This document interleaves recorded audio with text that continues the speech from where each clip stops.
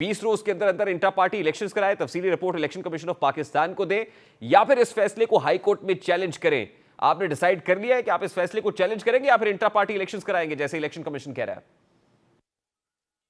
हमारी टीम ने, जो लीगल टीम, उन्होंने उनके साथ सारी बात की, उनको सारा बताया कि किस लिहाज से हमारा सब काम एज पर द लॉ हुआ था। तो अब अगर इलेक्शन कमीशन किसी भी वजह से इस चीज को एक ऐसा फैसला करना चाहता है कि पाकिस्तान तरीके इंसाफ को बायस तरीके से इलेक्शन डोमेन से बाहर निकाल ले, उनका निशान कर ले, अपने ऊपर इल्जाम भी ना लाए और ये सब कुछ कर ले, तो उस चीज को सामने रखते हुए हम, मेरा ये ख्याल है, जो मुझे कहा गया है वो ये है कि ये फैसला चैलेंज करेंगे और ये फैसला टोटली बायस डिसीजन के बेसिस पे नजर आ रहा है।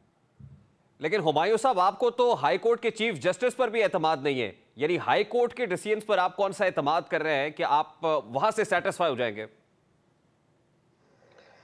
देखिए, इस तरह है कि जब आप हाई कोर्ट के चीफ जस्टिस की बात करते हैं, जब चीफ जस्टिस साहब का अपना केस आया था, उन्होंने भी जजों के ऊपर एतराज किया था कि यार ये एक दो जजेस रिक्यूज कराए, इनके ऊपर मुझे एतमाद नहीं है।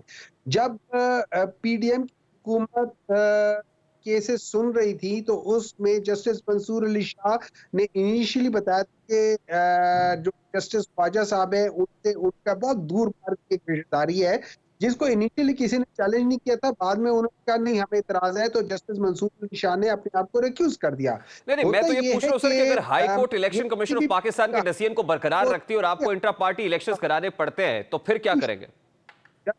सब पे बैठा है और वो, उनको ऐसा नजर आ रहा हो कि यार ये बायस्ड हो सकता है, तो वो उसके ऊपर पॉइंट आउट कर सकते हैं। दुनिया में जहां पे ज्यूरी होती है, वहां पे आप ज्यूरी को सवालात पूछते हैं और बेस्ड ऑन क्वेश्चंस आप उसकी प्रेजुडिस के ऊपर बेसिस पे उस ज्यूरी को वहां से हटा सकते हैं। तो उसी बेसिस पे हमारा ये ख्याल है कि जो चीफ जस्टिस साहब हैं, हाई कोर्ट साहब के बड़े मुअज़्ज़ज़ आदमी हैं, लेकिन हम ये समझते हैं कि उनकी कोई पर्सनल बायसिज्म है, या किसी वजह से either he is in pressure और ही इज बायस्ड, जिसकी वजह से हमें उनके फैसलों के ऊपर एतमाद नहीं है। अब देखिए, और भी बहुत सारे जजेस हुए हैं, बहुत सारे लोगों ने हमारे खिलाफ फैसले किए हैं, नहीं हमने हुमायूं साहब, उनके मैं तो ऊपर ये कह रहा हूं कि चलिए आपकी पिटिशन हाई कोर्ट में एक्सेप्ट हो जाती है, समाअत के लिए मुकर्रर हो जाती है, केस लगता है और मेरिट्स पर यह फैसला होता है कि इलेक्शन कमीशन ऑफ पाकिस्तान का डिसीजन बरकरार रहेगा, फिर आप इंट्रा पार्टी इलेक्शंस अगर कराएंगे?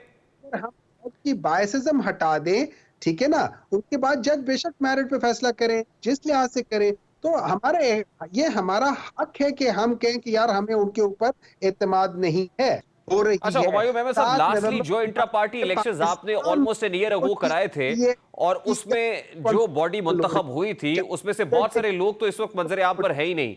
मुराद सईद नहीं है, असद और उमर वैसे ही सियासत से किनारा कशी इख्तियार कर चुके हैं, फवाद चौधरी का पता नहीं कहाँ है, परवेज इलाही इस वक्त बिहाइंड द बार्स है। तो उन इंट्रा पार्टी जस्टिस साहब इलेक्शंस की असल रियलिटी, हकीकत क्या है? सवाल बनता है कि जब अगस्त में प्रेसिडेंट साहब ने कहा था इलेक्शन कमीशन को कि आओ मिलकर डेट डिसाइड करते हैं, इलेक्शन कमीशन ने उससे मिलने से इनकार करते हुए अमेरिका के एम्बेसडर को मिलना तरजीह किया था उसको। ये क्यों ऐसा किया था? नंबर 2, जब प्रेसिडेंट साहब ने जो लॉ डिवीजन है उनसे राय मांगी, तो उन्होंने खुलकर ऑफिस दिया था कि प्रेसिडेंट साहब का इख्तियार नहीं है। अगर ये प्रेसिडेंट साहब का इख्तियार था और उनको लॉ डिपार्टमेंट ने गलत तजवीज दी है, तो उसकी सजा क्या होनी चाहिए? अगर इलेक्शन कमीशन को प्रेसिडेंट साहब ने लेटर लिखा था कि आओ मुझसे मिलो और इलेक्शन कमीशन उनसे नहीं मिला, तो इसमें इलेक्शन कमीशन क्या सजा होनी चाहिए? मैं जस्टिस अतर मिल्ला साहब से यहाँ पे एग्री करता हूँ, जिस लिहाज से उन्होंने कहा है कि ये सजाएं, ये चीजें नजरअंदाज नहीं की जा सकती। मैं पाकिस्तान की आवाम से पूछता हूं कि इस वक्त आप जहां बैठे हुए, वहां पे हर एक काम अनकॉन्स्टिट्यूशनल है। आप लोग क्या कर रहे हो? आप लोगों का, जस्टिस अतर मिल्लत ने कहा है कि ये जितने भी वोटर्स हैं, ये उनके हक पे डाका डाला गया है और ये एक बहुत बड़ा फैसला है। इस अवाम को, इस वक्त अवाम को खामोश नहीं बैठना चाहिए, अवाम को पूछना चाहिए कि हमारा लेकिन फैसला है। हुमायूं मेमन साहब, इलेक्शन कमीशन ऑफ पाकिस्तान एक कॉन्स्टिट्यूशनल बॉडी है और उसने चेयरमैन पीटीआई को डिस्क्वालीफाई करार दिया हुआ है। ना तो वो चेयरमैन रह सकते हैं, ना ही वो इलेक्शंस में कंटेस्ट कर सकते हैं at this point in time. ये जो जस्टिस अतहर मिनल्ला साहब ने अपना इजाफी नोट पे लिखा है, वो क्यों ऐसा लिखा है और उसका हम लोगों का हक, जो वोट को इज्जत दो वाला हक है, मेरे ख्याल में अभी सारी अवाम को अपने इज्जत लेने का उनको इख्तियार है कि वो अपना हक खुद लें। नहीं तो और इलेक्शन ये कमीशन ऑफ पाकिस्तान के इस डिसीजन को भी आप चैलेंज करेंगे, कोई जिसमें चेयरमैन मतलब पीटीआई को इनकी कोई डिस्क्वालीफाई बॉडी करार दिया होनी गया है, इस चाहिए, डिसीजन को भी आप चैलेंज करने का इरादा रखते हैं? पहले हो जाने चाहिए, अभी इमीडिएट हो जाने चाहिए, क्योंकि ये सारी बातें इस वक्त age of today, age of now, according to justice Athar Minallah, everything is unconstitutional. बहुत शुक्रिया। सेनेटर हुमायूं मेहमद हमारे साथ मौजूद है। पीटीआई की लीगल टीम से एग्जैक्टली जानने की कोशिश करते हैं कि इस वक्त क्या सोच रहे हैं, क्या इस फैसले को चैलेंज करना है या फिर इंट्रा पार्टी इलेक्शंस कराने हैं। What have they decided actually. Naeem Haider पचाता साहब, चेयरमैन पीटीआई के वकील, पाकिस्तान तहरीक इंसाफ की लीगल टीम के बड़े इंपॉर्टेंट प्लेयर है, हमारे साथ मौजूद हैं। अस्सलाम वालेकुम नईम हैदर पचाता साहब, बहुत बहुत शुक्रिया आपके वक्त के लिए। फैसला हो गया कि इलेक्शन कमीशन के आज के डिसीजन को चैलेंज करना है या सोच विचार जारी है अभी? बहुत शुक्रिया, बड़ी नवाजिश। इलेक्शन जो है वो बैरिस्टर इस केस के अंदर पेश हुए हैं। हम जेल के अंदर आज बेसिक समात थी वहाँ पर, और वहाँ पर हम थे और वहाँ पर हमें पता चला है ये जो है फैसला इस तरह से आया है। और उसके बाद जो है अहमद खान साहब, उमैर न्यारी साहब और एक आध और दोस्त शादाब जाफरी साहब, बाबू साहब, वो भी मिले हैं। इस हवाले से भी मुशावरत जो है वो मजीद होगी।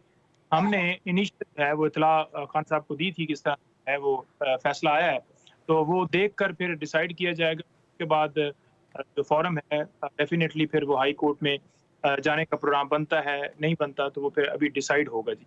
Thank you. यानी हतमी तौर पे अभी आपने फैसला नहीं किया कि आपने इसको चैलेंज करना है या फिर इंट्रा पार्टी इलेक्शंस कराने? देखिए, अगर चैलेंज करने की बात हो तो मेरा ख्याल में गौर साहब की जो स्टेटमेंट चल रही है वो आपके सामने है कि हम इसको चैलेंज करेंगे, क्योंकि इससे पहले तमाम तफसीलात दी जा चुकी हैं और ये बात भी बताई गई है इलेक्शन कमीशन को। लेकिन इलेक्शन कमीशन की तरफ से कोई ऐसा एतराज़ इससे पहले नहीं आया। जब भी उनसे मुलाकात हुई लास्ट मीटिंग के अंदर भी कोई ऐसी चीज़ नहीं थी कि ये कोई गैर आइनी काम है या हो रहा है या उसके लिए कोई रिक्वायरमेंट है कि आप इंटर पार्टी इलेक्शन करवाएं, बल्कि यही कहा गया था कि आपका निशान जो है बल्ले का वो आपका होगा बेल्ट के ऊपर। और ये भी कहा गया था कि चेयरमैन पीटीआई जो है वो ओहदे के ऊपर रहेंगे, वो चेयरमैन आपके इमरान खान साहब ही होंगे। लेकिन जो फैसला था उसका इंतज़ार बाकी था कि रिटन ऑर्डर आ जाए। तो आप पहले देख लें कि हम यही हर रोज़ गुजारिश कर रहे थे कि रिटन ऑर्डर जो है वो फरमाया जाए, ताकि लोगों के अंदर जो एक डिले करके मायूसी फैलाने की एक कोशिश की जा रही है कि खान साहब होंगे चेयरमैन, नहीं होंगे, बल्ले का निशान होगा नहीं होगा, तो वो बात क्लियर हो। और अगर हमारे खिलाफ ही कोई फैसला आता है तो हमारे पास टाइम तो होना ताकि हम उस ऑर्डर को चैलेंज कर सकें। लेकिन आज जो फैसला आया उससे डेफिनेटली गौर साहब ने भी आगे फरमाया है कि उसी बात की हम भी तायद करते हैं कि बिल्कुल मायूसी हुई है, क्योंकि ये एक इस तरह की शर्त रखना, पहले तो कोई ऐसी हमें इस हवाले से कभी भी किसी मीटिंग के अंदर कोई ऐसी बात नहीं की गई।